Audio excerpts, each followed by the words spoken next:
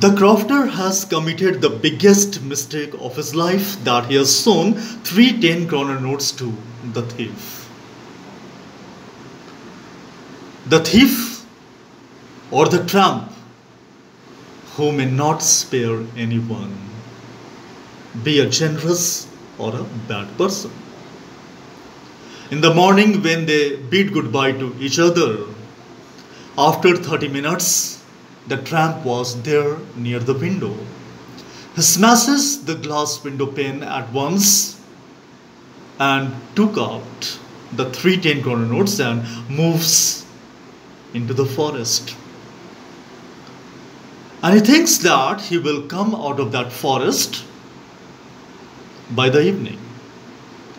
It was 23rd of December. By the evening, he tries to come out of that forest. But the forest was so dense, so deep, and so dark that he was unable to come out. He was unable to find the way out of that forest. He was about to die. And at that point of time, he realizes that he is the rat. The three 10 kroner notes, they were like beds. And this forest is like a big rat trap to him. He was about to die, then he hears the hammering of the iron pieces. He musters, he collects all his strength and moves towards the direction of the sound. And he sees a workshop, an iron workshop in the middle of the forest. He asks for shelter. He asks permission from the main iron person that may I sleep there near the hearth, near the furnace, and he was allowed to do so. The owner of that iron workshop comes for nightly inspection and he finds the rat trap seller there sitting, putting his hat on his face. He tries to locate, he tries to find out who the person is. And when he removes the hat from his face, he was surprised to see his old acquaintance, his old friend. Actually, he mistakes the tramp to be his old friend working in the army. He requests the tramp to come with him, and he tells that had he been in the army, he would not have left him resign the army. The listening of the word like army and police, the tramp becomes extra cautious and he does not go with him. After 30 minutes, the iron master's daughter, Adela Wilmanson, comes, and she is a kind lady. She is so kind that her request was not refused by the tramp. The tramp goes with her to the house of ironmaster. There the valet, the head servant, gives him a good bath and shaves him and gives him new clothes to wear, to put on.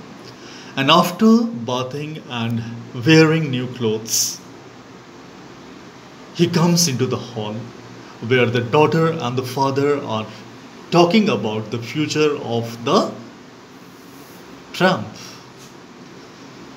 Father says that we must do something for this old friend. He is in distress. He is in bad condition now. We must do something for him. They were talking, and the doors of the whole hall opens and the tramp enters the hall. And the moment he sees the tramp, he shouts at him at the top of his voice that you are a cheater, you have cheated us. Why didn't you tell us that you are not my old friend? This hurts the self-respect of the tramp. So what if he is a thief? He tells, excuse me sir, I'm not a cheater, I'm not a liar. It's you and your daughter who keeps on telling me as your friend. You have never given, both of you have never given me an opportunity to tell that I am not the person you are thinking of. You have not given me an opportunity to tell my identity.